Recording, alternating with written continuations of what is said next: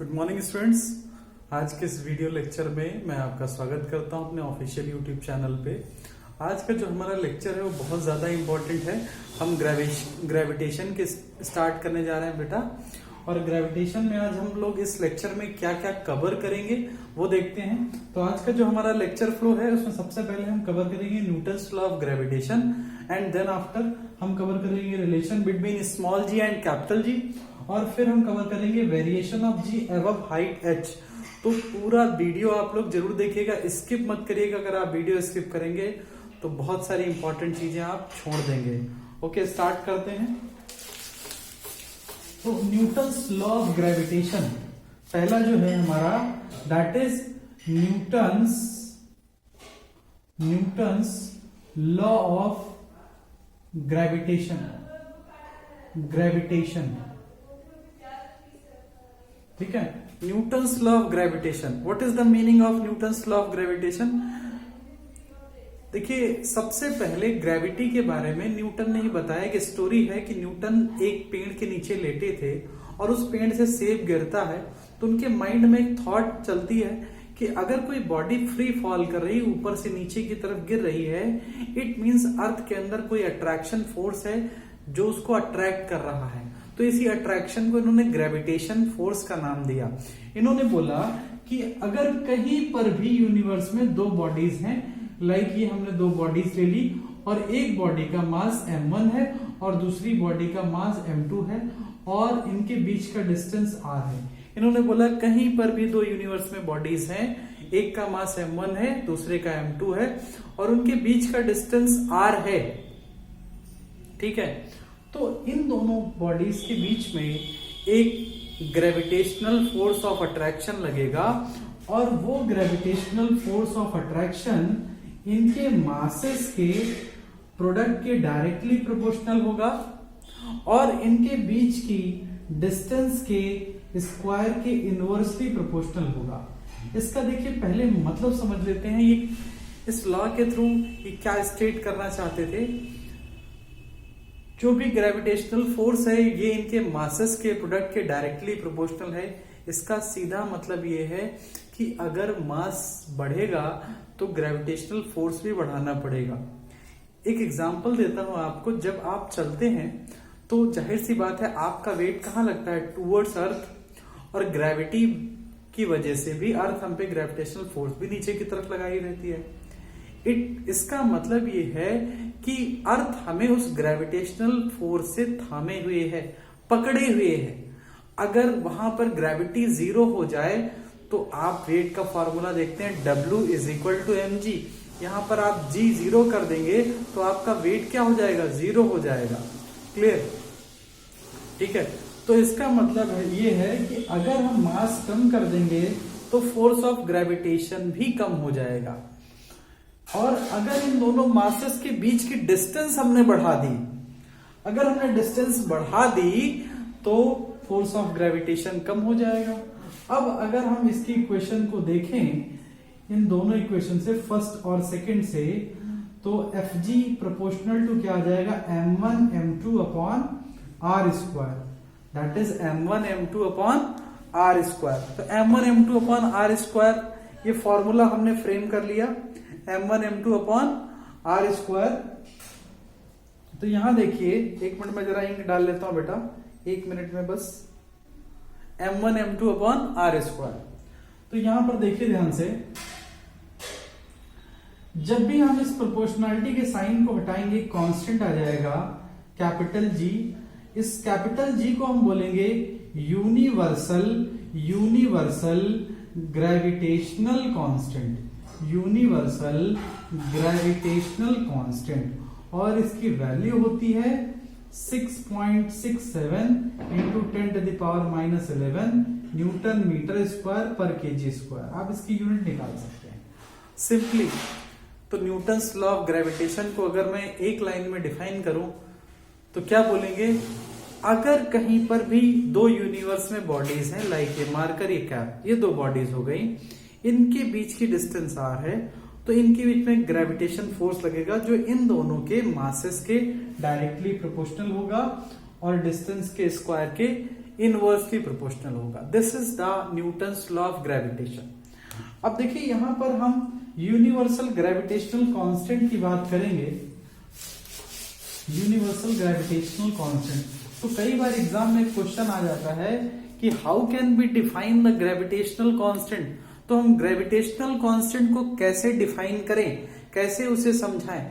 तो क्वेश्चन यहां पर एक अराइज होता है कि कांस्टेंट को हम कैसे डिफाइन कर सकते हैं, लेकिन हम कर सकते हैं। देखिए हमने जो फॉर्मूला पढ़ा F is equal to G m1 m2 upon R square, ठीक है। अगर यहां पर दोनों बॉडीज के मास को हम यूनिट मान लें, लाइक हमने मान लिया 1 kg, कि दोनों का मास क्या है 1 kg और इनके बीच की डिस्टेंस क्या है 1 मीटर, तो उस कंडीशन में देखिए क्या होगा, m1 के प्लेस पे 1 रखा, m2 के प्लेस पे 1 रखा, फिर 1 स्क्वायर, तो F किसके इक्वल आ जाएगा, G के इक्वल आ जाएगा, ठीक है। F किसके इक्वल होगा, G के इक्वल होगा।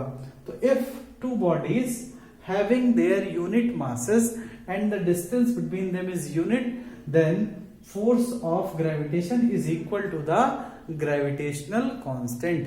देखिए F is equal to G आ गया। फिर से एक बार रिवाइज कर लेते हैं कि if the body has unit masses and the distance between them is unit, then force of gravitation is equal to the gravitational constant। Clear? यहाँ पे ये बात हमारे समझ में आ गई। अब अगला जो हमारा टॉपिक है दैट इज ग्रेविटी। बहुत इंपॉर्टेंट टॉपिक है। देखिए ग्रेविटी होता क्या है। अभी मैंने बोला जब कोई बॉडी फ्री फॉल करती है तो अर्थ उसको अट्रैक्ट करती है, तो जो ये अट्रैक्शन फोर्स होता है इसी को हम ग्रेविटी बोलते हैं। Gravity is the attraction force by which a body attract to the another body. यानी ग्रेविटी क्या है, अट्रैक्शन फोर्स है जिसकी वजह से कोई बॉडी दूसरी बॉडी को ट्रैक करती है।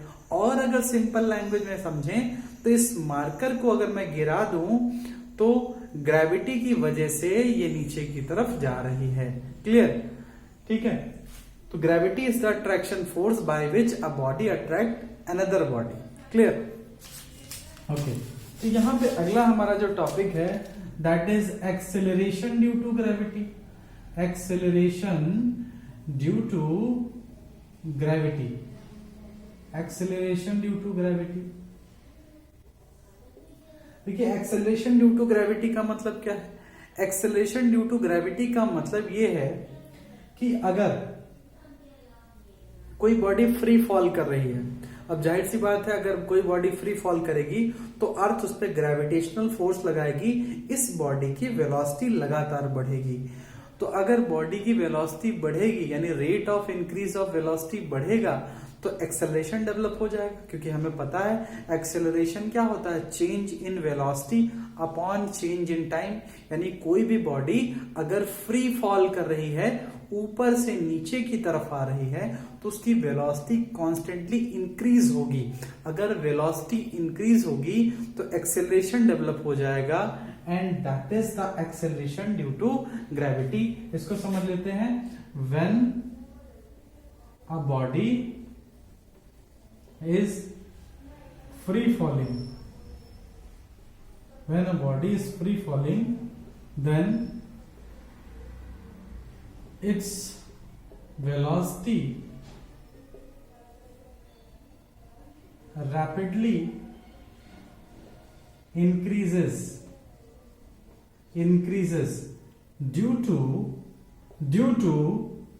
change in velocity, due to change in velocity and acceleration is developed,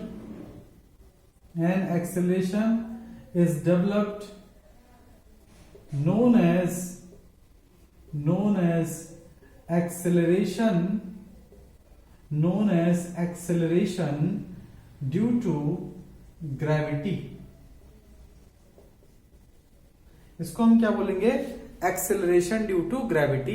मतलब कोई भी बॉडी अगर फ्री फॉल कर रही है तो जाहिर सी बात है उसकी वेलोसिटी लगातार बढ़ेगी और वेलोसिटी में चेंज की वजह से एक्सेलरेशन डेवलप हो जाएगा। इसको बोलते हैं acceleration due to gravity, small g से डिनोट करते हैं। इसकी वैल्यू 9.8 से 10 तक वेरी करती है, फिक्स नहीं होती है, 9.8 से 10 तक वेरी करेगी, चेंज होगी लगातार। ओके, बात समझ में आई अच्छे से?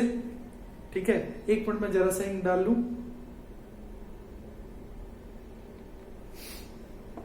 Sorry for the inconvenience. अब अगला जो हमारा टॉपिक है, अब हमने स्मॉल जी पढ़ लिया, हमने कैपिटल जी पढ़ लिया, यानी यूनिवर्सल ग्रेविटेशनल कांस्टेंट के बारे में हम जान गए, और हम जान गए स्मॉल जी के बारे में। अब हम पढ़ेंगे relation between small G and capital G. Clear? ये अर्थ को हमने एक स्फेयर की तरह कंसीडर कर लिया, मान लिया अर्थ स्फेयर है, और अर्थ के ऊपर एक बॉडी, सरफेस पे एक बॉडी लाई कर रही है। ठीक है, ये अर्थ का रेडियस है आर ई, और अर्थ का मास हमने एम ई ले लिया है, mass of earth. Okay, that is mass of earth हमने कंसीडर कर लिया। ठीक है, अब देखिए यहां पर अगर कोई भी बॉडी अर्थ के सरफेस पे लाई कर रही है तो जाहिर सी बात है वो अर्थ के ग्रेविटेशनल फील्ड के अंदर है। इट मींस अर्थ उस पर ग्रेविटेशनल फोर्स लगाएगी।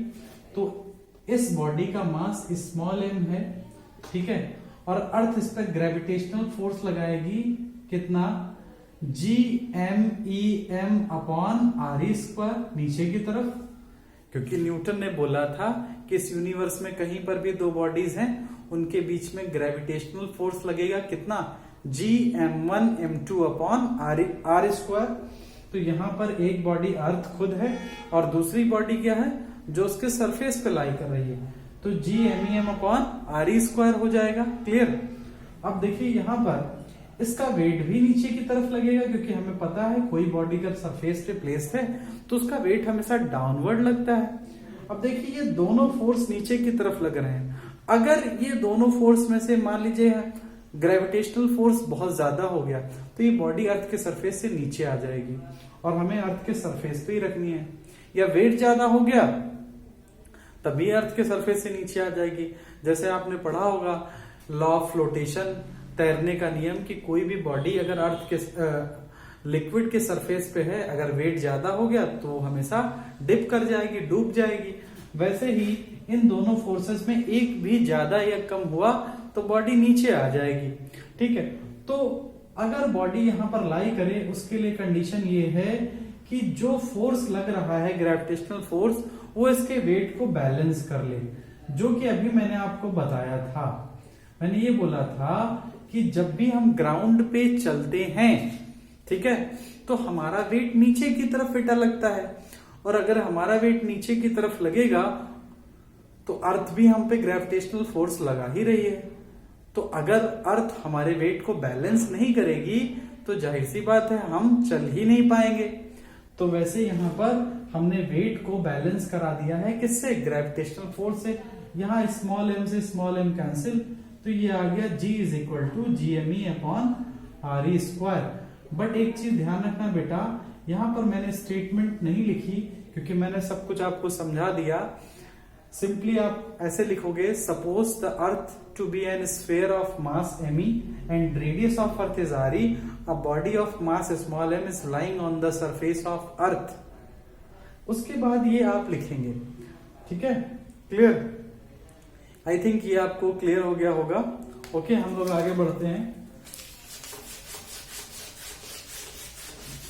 जैसे कि अभी मैंने जब एक्सेलरेशन ड्यू टू ग्रेविटी आपको बताया था तो मैंने बोला था कि G की वैल्यू वेरी करती है, बढ़ती जाती है G की वैल्यू। ठीक है, तो हम अगले वीडियो लेक्चर में डिस्कस करेंगे कि G की वैल्यू कैसे वेरी करती है। ओके, ठीक है, आप लोग इस वीडियो लेक्चर को अच्छे से ध्यान दीजिए और अच्छे से पढ़िए।